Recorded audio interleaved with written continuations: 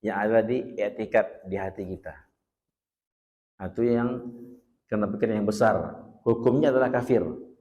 Hukumnya adalah kafir. Apa itu? Yaitu ya tadi yang zohirnya dia nampakkan Islam, mulutnya melafazkan syahadat, zohirnya dia sholat berjamaah di masjid, sholat di belakang Nabi, ya sholat di belakang Nabi, orang munafik tuh. Ya, sok-sok pertama ya.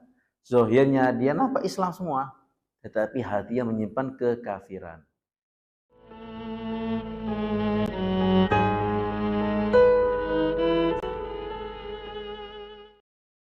Assalamualaikum warahmatullahi wabarakatuh. Alhamdulillahirabbil alamin wassalatu wassalamu ala sayyidina Muhammadin wa ala alihi washabihi ajma'in. Amma ba'du, bismillahirrahmanirrahim. Allahumma alimna ma yanfa'una wanfa'na bima 'allamtana wa zidna ilman ya rabbal alamin. Allahumma faqihna fid din wa 'allimna ta'wil wa hdina ila sawa'is sabil. Allahumma amin. Qala Rasulullah sallallahu alaihi wasallam, ayatul munafiqi thalathun, idza haddatsa kadzaba wa idza wa'ada akhlafa wa idza tumina khana. Rawahul Bukhari. Hadis yang ke-29. Ini hadis ini mungkin kita hafal semua, masyhur ya. Kita baca sama-sama. Bismillahirrahmanirrahim. Ayatul munafiqi thalathun, idza haddatsa kadzaba wa idza wa'ada akhlafa wa idza tumina khana. Rawahul Bukhari.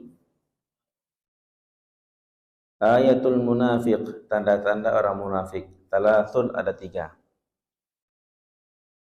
Idza haddatsa kadzaba. Yang pertama, apabila dia berbicara, kadzab, dia bohong. Yang kedua, wa idza wa'ada akhlafa.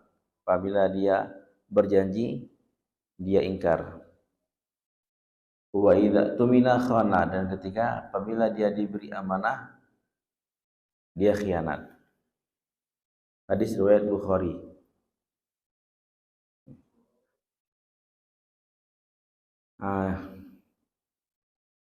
Ciri-ciri munafik, tanda-tanda kemunafikan ada pada diri seseorang. Dalam hadis ini 3 ya. Kalau ngomong, kalau bicara, dusta atau bohong. Kalau berjanji, diingkar, dia tak tepat janji. Dan kalau diberi khianat, diberi amanah, dia khianat. Ada dalam hadis lain, arba'un man kunna fihi kana munafiqun khalisah. Ada 4 perkara, barang siapa yang empat ini ada pada dirinya, yang keempat perkara ini ada pada dirinya, kana munafiqun khalisah, maka dia adalah orang munafik murni. Betul-betul munafik orang itu. Yang 4 tadi ya, idza haddatsa kadzaba, kalau dia ngomong dia bohong. Idza wa'ada akhlafa, kalau dia berjanji dia ingkar ya. Wa idza, yang ketiga, wa idza khasama fajara. Kalau dia khasam, dia bertengkar, maka fajar, maka dia berbuat zalim, melampaui batas. Dan yang keempat, sudah dia diberi amanah, dia khianat. Nampaknya dan dari 3 ini tambah 1. Apabila dia bertengkar, berselisih dengan orang lain, maka dia fajaro, dia berbuat buruk, dia berbuat zalim, melampaui batas. Maka orang itu kana munafiqan khalisah, dia adalah munafik yang murni, munafik yang betul-betul munafik. Ya. Bersiapa yang satu di antaranya ada pada dirinya, maka ada dalam dirinya sifat kemunafikan. Di hadis ini termasuk hadis yang di golongan para ulama, hadis yang muskil ya dalam memaknainya dan menjelaskannya. Karena apa? Dan dalam Al-Quran orang munafik ini, kalau kita tahu ya, kita lihat dari kacamata Al-Quran, orang munafik ini apa artinya? Orang munafik itu beriman atau kafir? Hukumnya iman atau kafir? Orang beriman kafir, ya. Orang munafik ini orang kafir, ya. Disebut kufrun nifak, kekafiran dalam bentuk kemunafikan, yaitu dia menzahirkan, menampakkan iman, tapi hatinya memendam kekufuran. Jadi iman hanya pura-pura, casing saja, ya. Pura-pura untuk menyelamatkan diri atau menghindari dari hukuman dunia, ya. Kalau orang kafir kan diperangi ataupun bayar jizyah, ya. Kalau orang Islam enggak. Jadi mereka Islam itu hanya untuk menyelamatkan diri dari hukuman dunia. Tapi hati mereka betul-betul kafir, sama sekali enggak ada iman dalam hatinya. Maka orang yang seperti ini Allah mengatakan innal munafiqina fit darkil asfali minan nar. Orang munafik itu fit darkil asfal, di tingkatan yang paling rendah, yang paling bawah di neraka. Jadi dia tuh mengisi kerak-kerak neraka. Ya, orang munafik itu mengisi kerak-kerak neraka. Jadi kalau orang kafir umum di neraka, orang munafik di bawah mereka lagi, ya. Kalau kita ibu-ibu panaskan atau masak di kompor, ya, maka yang paling panas itu yang paling dekat dengan api, yang paling bawah, yang paling cepat, ya, panas, paling cepat mutung itu yang di bawah. Nah, orang munafik itu Allah letakkan di paling bawah neraka jahanam. Ini menunjukkan mereka orang-orang kafir asli, ya, kafir. Nah, padahal ini sifat-sifat seperti ini ada juga pada diri kita semua. Diri kita nggak selamat dari bohong. Kita masih ada bohongnya. Kita masih ada ingkar janjinya. Kita masih ada khianatnya. Ya. Kita masih ada fajar, ya, berbuat jahat, berbuat zalim.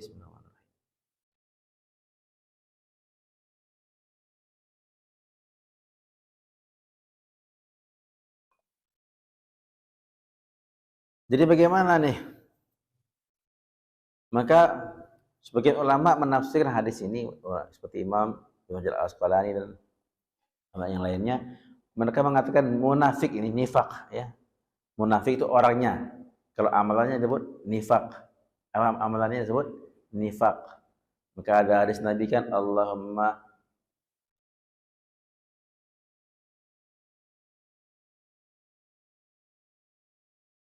tahhir qalbi minan nifaq. Allahumma tahhir qalbi minan nifaq. Ya Allah, bersihkanlah hatiku dari kemunafikan. Ya, itu doa. Allahumma tahhir qalbi minan nifaq. Ya Allah, bersihkanlah hatiku dari kemunafikan. Wa amali minar riya. Bersihkanlah amalanku dari riya. Wa lisani minal kadhib. Dan bersihkanlah lidahku dari bohong. Wa aini minal khiyanah. Dan bersihkanlah mataku dari khianatnya mata. Ya, itu doa dari Nabi, bagus kita amalkan. Ya, Allahumma tahhir qalbi minan nifaq. Jadi amalannya disebut nifaq, orangnya disebut munafik. Nah, nifaq itu ada dua. Nifaq atau kemunafikan itu ada dua macam. Yang pertama adalah an-nifaqul akbar, nifaq yang besar. Dan yang kedua an-nifaqul asghar, nifaq yang kecil. An-nifaqul akbar, kemunafikan yang besar itu apa? Nifaqul i'tiqadi, kemunafikan yang ada di i'tikad, di hati kita. Itu yang kemunafikan yang besar. Hukumnya adalah kafir. Hukumnya adalah kafir. Apa itu? Yaitu tadi yang zahirnya dia nampakkan Islam, mulutnya melafazkan syahadat, zahirnya dia sholat berjamaah di masjid, sholat di belakang Nabi, ya, salat di belakang Nabi, orang munafik tuh. Ya, sok-sok pertama ya, zahirnya dia nampak Islam semua, tetapi hatinya menyimpan kekafiran. Ya, betul-betul tak ada sama sekali dia iman dalam hati dia. Nah, jadi mereka tuh masuk Islam tuh hanya pura-pura. Hanya pura-pura di depan Nabi. Itu namanya nifaq i'tiqadi, kemunafikan yang ada di hati, di i'tiqad. Nah, ini hukumnya adalah kafir. Ini yang di dalam Quran Allah ceritakan, innal munafiqina fid darkil asfali minan nar, ya. Orang munafik itu di neraka jahanam yang paling bawah. Ya. Semua kemunafikan yang dalam Quran itu bercerita tentang orang munafik yang ini. Surah Munafikun di juz 28 kan, idza ja'akal munafiqun qalu nashhadu innaka la rasulullah wallahu ya'lamu innaka la rasuluh wallahu yashhadu innal munafiqina lakadzibun. Bila datang kepada wahai Muhammad munafik, orang munafik, mereka bersaksi bahwa engkau adalah Rasulullah.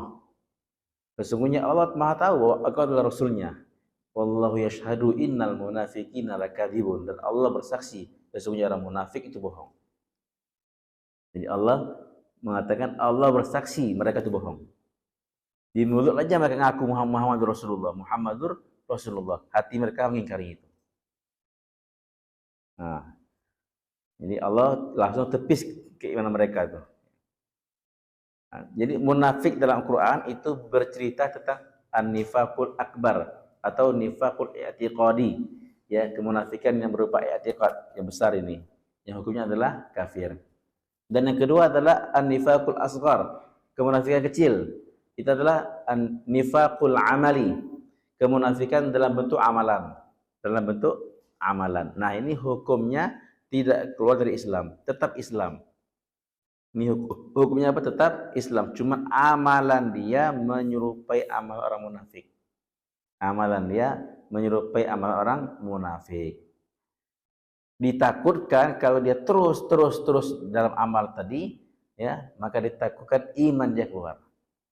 Sekarang ini iman dia enggak keluar, masih beriman dia, masih Islam dia, tapi ditakutkan iman dia keluar. Ini namanya nifaqul asghar atau nifaqul amali, kemunafikan dalam bentuk amalan. Nah, inilah dalam hadis nih, ya.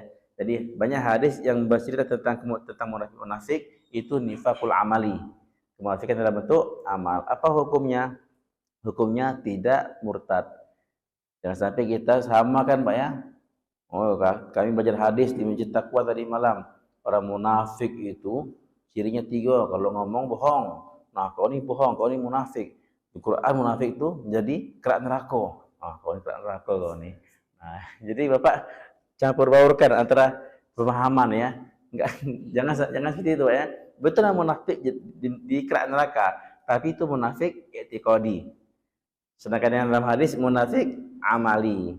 Hukumnya enggak sama. Mereka munafik i'tiqadi itu dalam hati kafir, tak percaya Allah, tak percaya Rasulullah, pura-pura dia beriman. Tapi kawan kita yang bohong nih, hatinya beriman, ya. Dia percaya Allah, percaya Rasulullah, cuma amalannya bohong. Maka tak sama hukumnya. Jangan kita samakan, dia berarti munafik ini. Dalam Quran Allah katakan orang munafik itu, Allah bersaksi dia itu bohong. Orang munafik itu fid darkil asfal minan nar, di kerak-kerak neraka. Masya Allah, ya. Dalam Quran maka dikatakan dalam surah Taubah kan, Nabi ketika ingin menyolatkan Abdullah bin Ubay, Raisul Munafikin, pimpinan orang munafik di zaman Nabi itu Abdullah bin Ubay ibnu Salul namanya. Abdullah bin Ubay ibnu Salul disebut Raisul Munafikin, pimpinannya, ya, kepalanya orang munafik. Nah, dikatakan bahwa dia ini dulu sebelum Nabi datang ke Madinah, ya, Nabi hijrah dari Makkah ke Madinah, beliau ini termasuk orang-orang yang diidolakan, yang ingin diangkat menjadi pimpinan Madinah, menjadi pemimpin Madinah. Satu Sa'ad bin Ubadah, satu Sa'ad bin Mu'az, satu lagi Abdullah bin Ubay. Dua orang ini kandidat besar, kandidat pemilu calon presiden. ya, calon presiden di Madinah, ya enggak? Nah, dua orang ini yang akan dilantik atau akan diangkat menjadi pimpinan kota Madinah. Tapi ketika Nabi hijrah semua habis. Semua kalah. Kalah pamor, enggak, kalah suara. Ya. Maka seluruh penduduk Madinah menyerahkan urusan kepada Rasulullah. Artinya Nabi lah pimpinan kami. Akhirnya Nabi yang menjadi pimpinan. Dan Sa'ad bin Mu'az masuk Islam. Masuk Islam. Menjadi sahabat Nabi yang ahli surga. Kata Nabi termasuk orang yang 10 ahli surga. Asyaraf basyarah fil jannah. 10 orang yang Nabi kasih kabar gembira tentang ahli surga. Sa'ad bin Mu'az. Islam bagus Islamnya. Nah, Abdullah bin Ubay ini dia pura-pura Islam, tapi hatinya memendam benci dengan Nabi. Gara-gara engkau inilah aku gak dipilih. Gara-gara kau datang ke sini aku jadi gak dipilih. Nah, dia memendam benci dengan Nabi. Tapi apa ya? Suasana di kota Madinah begitu kuat, suasana iman ya kan? Mau nggak mau pura-pura Islam. Nah, Pak ya, munafik. Dan dia menjadi pimpinan munafik. Orang yang hatinya sama seperti itu, yang kalau kafir takut, kalau kafir kan dibunuh. Enggak, kafir harus keluar dari Madinah. Kalau nggak mau Islam, keluar dari Madinah. Atau bayar jizyah. Enggak, maka orang takut seperti itu, penakut ya. Maka mereka bergabung ke kelompok Abdullah bin Ubay. Bergabung ke kelompok Abdullah bin Ubay ibn Salul. Nah, ketika Abdullah bin Ubay ini meninggal dunia, Nabi SAW ingin menyolatkannya. Nabi ingin menyolatkannya. Maka Sayyidina Umar ya bilang, ya Rasulullah, engkau sholat ini nih. Ini orang munafik nih. Orang munafik ini ya Rasulullah. Maka Nabi SAW terus sholatkan. Turun ayat. Ya. Wala tusalli ala ahadin minhum mata abada. Wala ala qabri. Jangan engkau sholatkan orang munafik yang meninggal. Dan jangan engkau berdiri di atas kuburannya. Jangan sholatkan, jangan doakan. Innam kafaru billahi wa rasulih. Sesungguhnya mereka itu kafir pada Allah dan Rasulnya. Kata Allah. Innahum kafaru billahi wa rasulih. Ya Allah, para munafik yang meninggal jangan kau sholatkan lagi Muhammad. Jangan kau sholatkan. Itu perintah. Kenapa Allah mengatakan mereka itu orang kafir. Masya Allah. Jadi orang munafik pun tidak disolatkan. Betul mereka diselenggarakan atas Islam, ya, dimandikan, kemudian dikafani dan dikuburkan di kubur orang Islam. Tetapi Nabi dilarang untuk menyolatkannya. Tak disolatkan, tidak disolatkan karena di dunia mereka hukumnya Islam, solat di masjid, baca syahadat. Tapi Allah melarang Nabi untuk menyolatkannya, untuk mendoakan mereka. Karena sesungguhnya mereka innam kafaru billah, mereka kafir kepada Allah dan Rasulnya. Jadi hukumnya adalah hukum kafir. Nah, itu kafir munafik nifaqul i'tiqadi, nifaq yang diiktikadkan. Adapun zaman sekarang, kalau saya rasa mungkin nggak ada orang seperti itu. Ada nggak Pak? Sekarang kafir itu orang nggak takut, ingat, orang nggak ada terbebani dengan kafir. Orang-orang tak terbebani, nggak takut ya, dengan menyatakan dirinya kafir, merasa aman aja. Ngapain dia harus pura-pura Islam? Ya. Zaman sekarang mungkin tak ada lagi orang yang seperti itu, yang hatinya memendam kekafiran tapi pura-pura Islam. Mungkin ada, wallahu a'lam, sedikit ya. Ada mungkin Pak, ada ya. Pura-pura Islam karena mau nikah. Enggak, karena mau nikah. Mungkin, tapi saya tidak nuduh ya. Ada mungkin. Ya, daripada enggak dapat perempuan nih, ya, pura-pura masuk Islam. Betul baca syahadat. Baca syahadat dia, pura-pura Islam, tapi hati dia tak ada bahasa Islam itu tak ada. Dia menolak Islam di hati dia, itu munafik. Masuk dalam ayat tadi, ya, dalam kerak neraka yang paling bawah. Oke, jadi kalau amalannya sama, nah dalam Quran, ciri-ciri munafik ini Pak banyak. Jadi banyak. Innal munafiqina yukhadi'una Allah. Para munafik itu menipu Allah. Dia berbohong kepada Allah, dia berkhianat kepada Allah Subhanahu wa taala. Wa idza qamu ila sholati qamu kusala. Kalau mereka berdiri untuk salat mereka malas, berdiri dengan malas. Jadi ciri-ciri munafik itu salat malas. Bukan enggak salat. Orang munafik bukan enggak salat. Salat tapi malas. Nampak malasnya itu Pak untuk diri salat. Ya, zaman sekarang tidak munafik tapi enggak salat. Zaman Nabi munafik salat tapi malas. Zaman sekarang tidak salat, nah, tapi kalau dibilang munafik marah dia. Ya. Begitu jauhnya kita ya daripada zaman itu, masya Allah.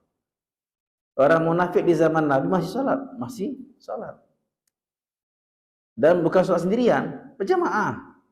Karena di zaman itu tidak tergambar dengan pemikiran para sahabat, tak tergambar orang itu salat sendirian. Tidak ada orang Islam yang salat wajib sendirian di rumah, enggak ada. Laki-laki bukan perempuan. Tak tergambar oleh mereka orang sholat sendirian. Yang namanya sholat wajib, sholat fardu itu di masjid berjamaah. Sampai orang munafik sendiri pun mau nggak mau ke masjid. Ya, terpaksa mereka ke masjid. Maka kata dalam hadis, "Lau ya'lamul munafiq ma fil atamati wal fajar la atamu walau habwan." Kalau seandainya orang munafik mengetahui pahala mendatangi salat berjamaah di waktu Isya dan Fajar, karena dua waktu ini orang munafik paling berat datang ke masjid. Isya dan Fajar, subuh. Ini paling berat datang ke masjid. Kenapa? Waktu itu masjid gelap. Zaman Nabi tak ada lampu. Masjid Nabawi itu dari Nabi awal hijrah sampai tahun ke-9. Tahun ke-9 Hijriah, Pak. 9 tahun Nabi dan para sahabat sholat dalam kegelapan. Sholat Isya dan subuh dalam kegelapan. Tak ada lampu. Dari tahun ke-9 Hijriah, baru sahabat Tamim Ad-Dari radhiyallahu anhu datang membawa lampu masjid. Masjid Nabawi. Ya. Bawa apa lampu? Kalau kita lampu? Iya, kayak strong yang pakai minyak ya, kayak api. Nah, itulah pertama kali yang menerangi Masjid Nabawi dengan lampu. Sahabat Tamim Ad-Dari. Jadi ketika Nabi datang ke masjid, Nabi bilang, kok terang masjid nih? Ya Rasulullah, Tamim Ad-Dari bawa ini, bawa lampu nih. Maka Nabi mengatakan, semoga Allah menerangi kuburanmu sebagaimana kau telah menerangi masjid ini. Nah, ya. Kita nggak lari sana ya, tapi orang munafik itu untuk hadir salat Isya dan salat subuh itu berat sekali. Mereka tidak ke masjid, banyak nggak ke masjid. Kenapa? Karena tidak kenampaan. Ya, Nabi kan kalau habis salat kan jadi imam, kalau habis salat dia putar badannya ke makmum. Nabi itu kebiasaannya habis salat jamaah tengok makmum. Sambil absen. Nah, ya. Nabi sambil absen. Itu, Pak. Itu pemimpin. Pemimpin itu gitu, pemimpin. Enggak, dilihat. Oh, mana si fulan enggak nampak? Mana si fulan enggak nampak? Nanti habis salat pergi ke rumahnya. Ada apa? Sakit kah? Ada uzur kah? Gitu. Maka Isya dan subuh itu enggak nampak. Tidak nampak. Jadi enggak ketahuan siapa yang salat, siapa yang tak datang, enggak ketahuan. Maka bagi mereka mudah untuk tidak datang. Maka kata Nabi, kalau mereka tahu pahala datang ke masjid pada waktu Isya dan subuh, mereka akan datang ke masjid walaupun merangkak. Bahkan habwan ini bukan merangkak. Kalau merangkak jalan dengan apa? Jalan dengan dengkul ya. Ini ngesot. Jalan dengan pantat. Mereka akan berjalan ke masjid untuk salat Isya berjamaah dan Fajar berjamaah walaupun mereka dengan ngesot. Begitu besar pahalanya, Pak. Itu orang munafik di zaman Nabi, Pak. Ya. Orang zaman kita tak munafik tapi tidak sholat. Innalillahi wa inna ilaihi rajiun. Jadi ajib ya, di Nah, saya nggak mau melebarnya. Jadi ciri-ciri itu mereka kalau sholat malas. Wa idza qamu ila sholati qamu kusala yura'unan nas. Kemudian amalan mereka riya. Mereka sholat karena riya saja, karena ingin dilihat. Aku sholat. Mereka sedekah pura-pura ingin dilihat orang. Aku sedekah. Semua amal mereka yura'unan nas. Riya. Ini ciri munafik, beramal karena riya. Yang ketiga, yang berikutnya, wala yadhkurunallaha illa qalila, wala yadhkurunallaha illa qalila, dan tidak berzikir kepada Allah kecuali sedikit. Artinya apa? Menyebut nama Allah itu zikir tuh, Pak. Malas dia. Tak ada zikir. Habis sholat langsung pergi. Nah, ngeri-ngeri Pak ya, hati ya. Habis sholat langsung pergi. Tak ada zikir. Bahaya ya.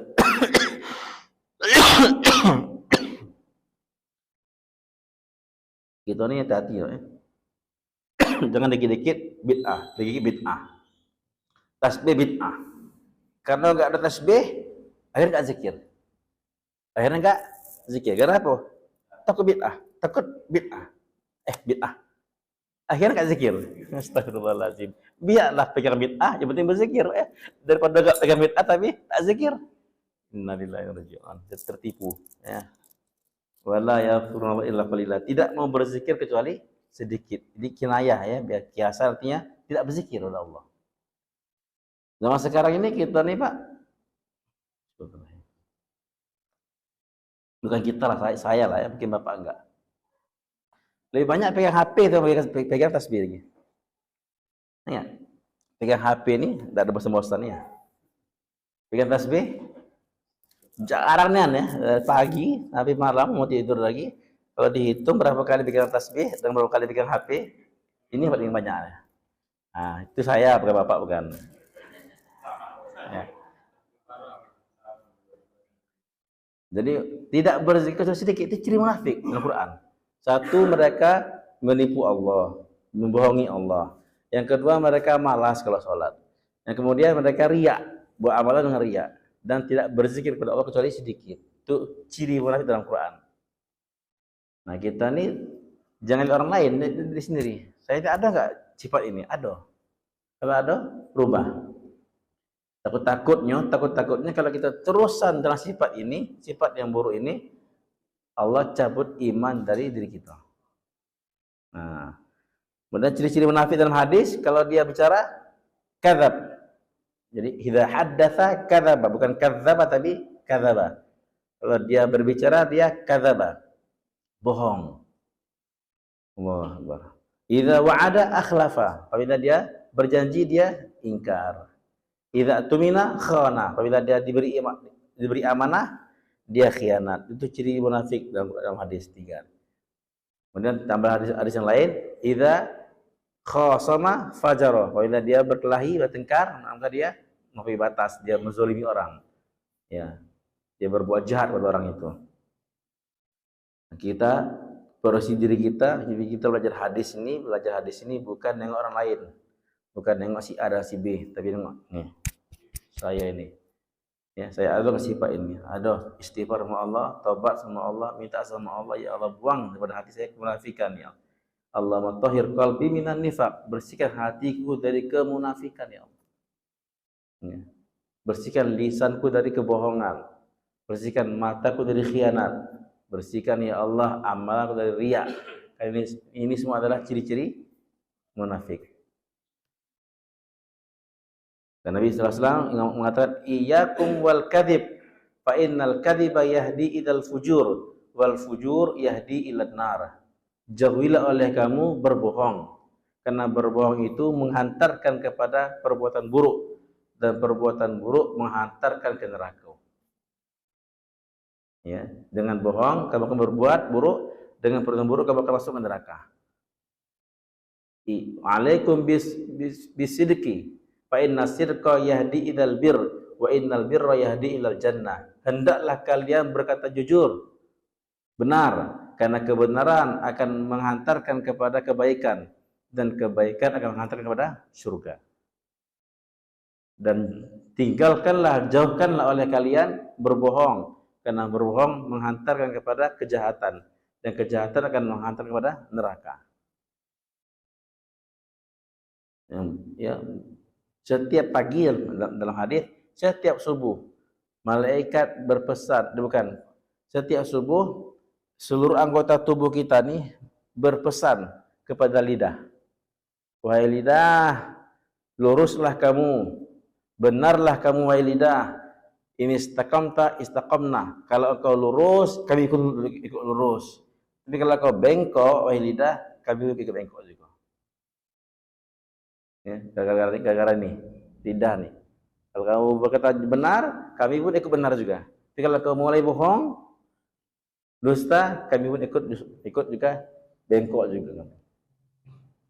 Nah, ini apa, lisan nih ringan, tapi jadi kata Nabi, orang itu akan masuk neraka gara-gara daripada lidah mereka. Ya, hasaidu alsinatihim. Ya, mereka panen daripada lidah mereka, amalan lidah, maka mereka masuk neraka. Wa hal yakubun nas an-nara illa hasaidu alsinatihim. Apakah manusia itu masuk neraka kecuali karena hasil daripada lidah mereka. Ini. Jadi jismuhu shaghir jirmuhu kabir katanya. Jismuhu shaghir jirmuhu kabir. Jisimnya apa nama itu? Ukurannya kecil, enggak? Tapi jirimnya, kejahatannya besar. Ya, ini lisan nih. Hati-hati. Maka dosa mulut adalah dosa bicara adalah bohong. Jadi mengapa hadis ini hanya 3 saja, Ustaz? Padahal banyak lagi dosa-dosa. Banyak dosa besar kan? Kok hanya 3 bohong, kemudian ingkar janji dengan khianat. Ulama mengatakan karena apa? Karena kita ini ada 3 amalan. Ada amalan mulut, qaul, perkataan, ada fi'il, perbuatan, ada hati. Jadi kita punya amalan ada fi'li, qauli dan qalbi. Fi'li, qauli dan qalbi. Ucapan, perbuatan dan hati. Maka ucapan diwakili dengan bohong ini. Ini bohong adalah amalan berupa qauli, ucapan. Amalan berupa fi'li, perbuatan apa itu? Wa idza tumina khana. Apabila diberi amanah dia khianat. Berkhianat ini adalah amalan perbuatan. Amalan berupa hati apa? Idza wa'ada akhlafa. Bila berjanji dia ingkar. Dia tak tepat janjinya. Jadi 3 nih, wakil daripada qauli, fi'li dan qalbi. Ya. Kemudian wa idza wa'ada akhlafa, apabila dia berjanji dia ingkar janji. Ya. Innallaha la yukhliful mi'ad. Allah tidak ingkar janji. Orang yang beriman itu tak mungkin ingkari janji. Orang-orang yang ingkar janji adalah orang yang ada kemunafikan dalam hatinya. Nah, kita ini kadang-kadang ngomong sama kawan, ya, aku datang, insyaallah. Ya, kalau aku datang, apa katanya omongnya? Aku datang. Tapi di hati dia aku tidak datang. Mulut mengatakan aku datang. Tapi hatinya mengatakan aku tak akan datang. Aku tak akan datang. Itu namanya dapat dosa apa? Dosa ingkar janji. Dia dapat dosa ingkar janji. Bukan bohong, Pak. Dosa hati. Ya, dosa hati. Karena aku datang itu kan kapan ya, itu suatu apa namanya itu insya suatu niat tak bisa dikatakan bohong atau tidak bohong, ingat. Tapi hati dia sudah mengatakan dan mengingkari perkataan dia tadi itu. Tapi kalau dia ngomong aku datang insya Allah, Aku datang, insya Allah. Di hati dia bilang, aku tak datang. Aku tak datang. Maka kata ulama, dia dapat 2 dosa. Dosa ingkar janji dan dosa bohong juga. Jadi kalau mau bohong, kalau mau pura-pura, jangan pakai insya Allah. Jangan pakai insya Allah. 4 bulan, insya Allah. Ada di hati dia, enggak 4 bulan. Dua kebohongan. 2 dosa yang dapat. Dosa ingkar janji dan dosa bohong juga. Ya.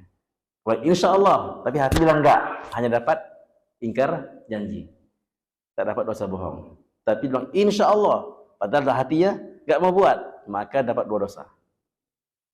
Hati-hati dengan perkataan insya Allah. Jangan mudah-mudahannya dibilang insya Allah.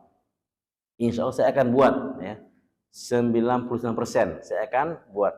Kalau Allah menghendaki saya akan buat, tapi betul-betul saya bukan buat. Ya.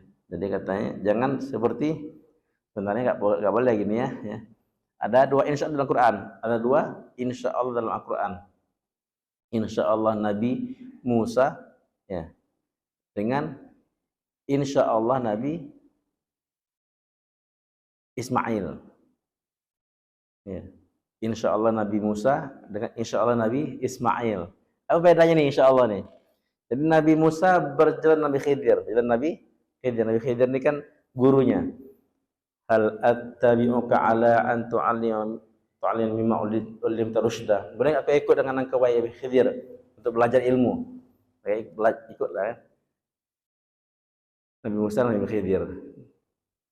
Di jalan Nabi Khidir alaihissalam menumpang, mereka berdua ini menumpang perahu. Enggak, lah dekat di seberang sana dibolongi perahu tadi. Perahu nelayan tadi dibolongi oleh Nabi Khidir. Dibolongi. Maka Nabi Musa protes kan?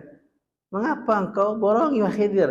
Mereka sudah membantu kita nyebrang, ya, berbuat baik pada kita. Engkau balas dengan keburukan, bolongi perahu mereka. Kata Nabi Khidir, wahai Musa, kan tadi ingat enggak perjanjian? Kalau mau ikut aku, kalau mau mondok sama aku, jangan nanya.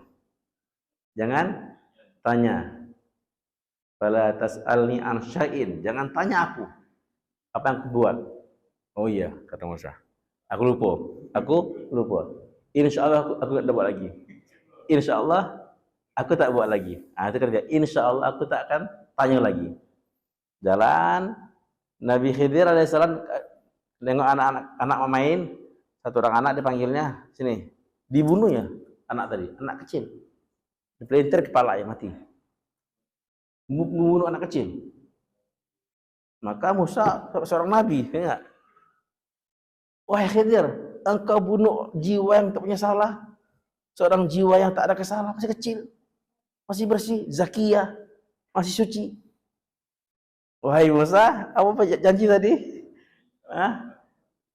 Tak bertanya, jangan tanya. Oh aduh lupa. Tak tadi insya Allah lupa lagi. Ya.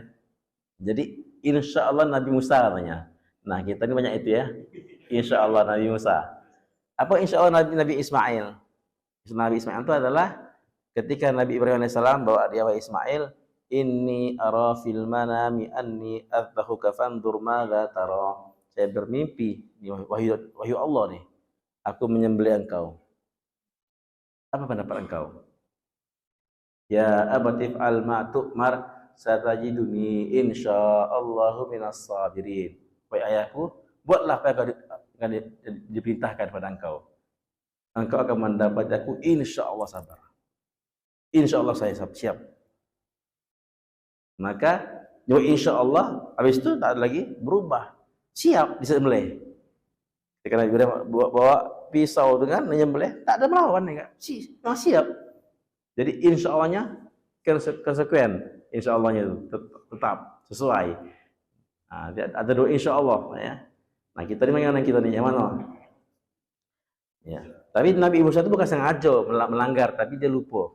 Melanggar tapi dia lupa. Kalau hari ini kita insya Allah hanya hiasan mulut. Kita nih bilang insya Allah hanya hiasan mulut. Supaya orang percaya hati kita lah enggak lah. Bisa dikatakan hari ini orang ngomong insya Allah itu sudah kebalikan. Yang aslinya adalah 90% akan buat, tapi ini tak akan buat. Ya, tidak akan buat. Illa qalil, cuma sedikit saja yang berbuat itu. Ya. Jadi kalau kita berjanji dengan seseorang, maka kita usahakan tepati janji, Pak. Tepati janji. Dosa ya, dosa besar tuh. Dosa besar mengingkari janji. Ada orang yang tidak tepat janji tapi nggak berdosa. Ada nggak?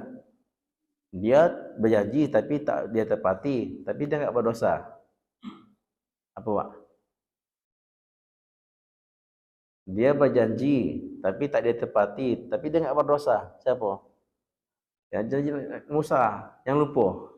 Yang lupa. Musa alaihissalam dia berjanji kan, tak akan nanya. Tapi dia lupa, maka dia nggak berdosa. Kalau bapak lupa, nah itu nggak apa-apa ya, tak berdosa. Tapi kalau sengaja lupa, nah itu bahaya ya. Kalau sengaja lupa. Jadi pas ingat langsung disempurnakan janjinya. Wa idza tumina khana, kalau dia diberikan amanah dia khianat. Jadi diberi amanah ini bukan hanya menitip barang, ya, bukan hanya orang nitip barang ke kita atau kita khianat, kita curi barang dia, enggak.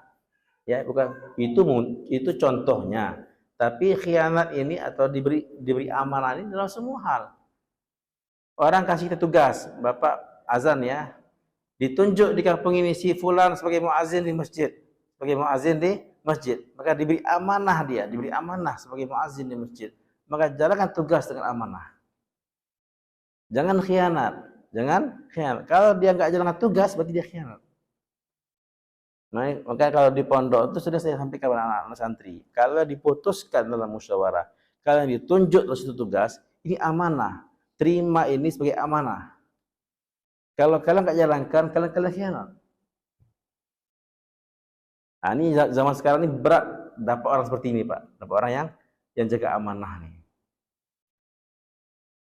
Mungkin sehari, 2 hari, seminggu jalan, habis itu nggak jalan lagi. Ya, jaga amanah nih yang paling berat. Yang akan hilang dalam diri umat ini adalah jaga amanah. Sehingga nanti kamu akan dapati satu kampung tak ada yang amanah. Betul terjadi. Tak ada yang bisa amanah. Ya. Jadi bukan hanya amanat barang, tapi semuanya, amanat omongan, amanat pekerjaan, ya, amanat uang, bagi amanat uang. Ya. Saya punya guru di Pakistan, Maulana Khalil, namanya Maulana Khalid, meninggal dunia, semoga Allah rahmati beliau, rahmatullahi alaih. Saya sama dia berjalan sama beliau, naik kereta api kami, naik kereta api, betul. Kalau salah dia ada beli apa tuh? Apa kali beli tiket atau saya lupa apa yang dibeli itu. Dia buka dompet dia tanya sama saya, Wahid, kamu ada uang nggak? Padahal saya nampak tuh duit di dompet ada duit di dompet dia tuh. Kamu ada uang nggak?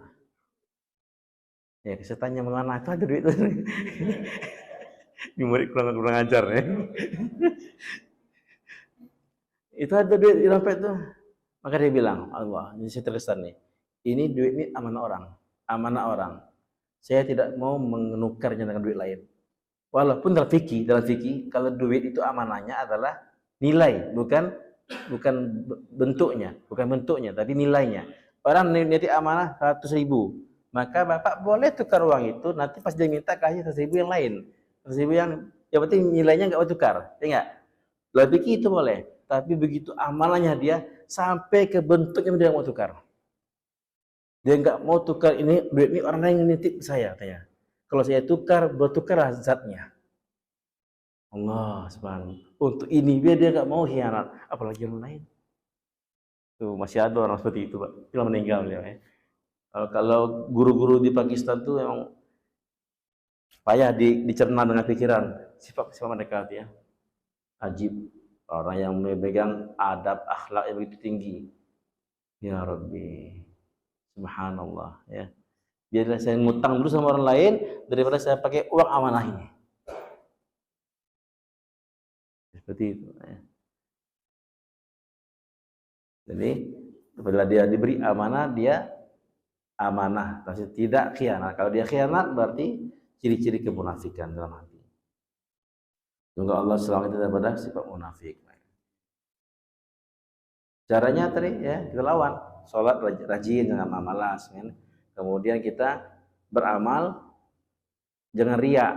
Kalau beramal ini, kalau jangan riak bagaimana Ustaz? Banyakkan amalan ketika orang nggak ada. Ya, banyakkan amalan bersendirian. Itu cara untuk kita kurang riak. Ya, mengurangi riak. Kalau setiap amalan harus ada orang lihat, atau setiap amalan harus bersama-sama, ketika sendiri nggak ada amalan, itu banyak munafik itu. Banyak, apalagi setiap amalan diposting status. Setiap amalan bikin status. Astagfirullahaladzim. Ini riak sama sekarang. Ya. Nggak perlu ya. Banyakkan amalan bersendirian. Nah, itu cara kita untuk mengurangi, mengikis kemunafikan dalam hati kita. Ya. Maka kalau kita sholat wajib di masjid, sholat sunat di mana? Di rumah. Ketika ada orang. Nah, zakat wajib di masjid, zakat fitrah yang wajib di masjid. Enggak. Sedekah sunnah, diam-diam jangan diumumkan. Alhamdulillah, Jumat ini infak sedekah dari fulan bin fulan sebesar 400.000. Enggak salah Pak ya. Tapi sebaiknya amalan sunnah disembunyikan. Amalan wajib sebaiknya dizohirkan, dinampakkan. Jangan salah kita. Amalan wajib sebaiknya dinampakkan biar orang tahu saya buat ini. Atau ada yang kita ajak, mari Pak sholat. Saya, mari sholat Pak jamaah ke masjid. Takut riak. Jadi dia nggak ke masjid, nggak sholat isya, nggak sholat berjamaah. Kenapa? Takut riak. Salah. Amalan wajib dizohirkan, dinampakkan biar orang lihat. Amalan sunnah disembunyikan. Ya, semoga Allah kasih kita paham insyaallah. Subhanallah bihamdihi, subhanallah asyhadu an la ilaha illa anta, astaghfiruka wa atubu ilaik.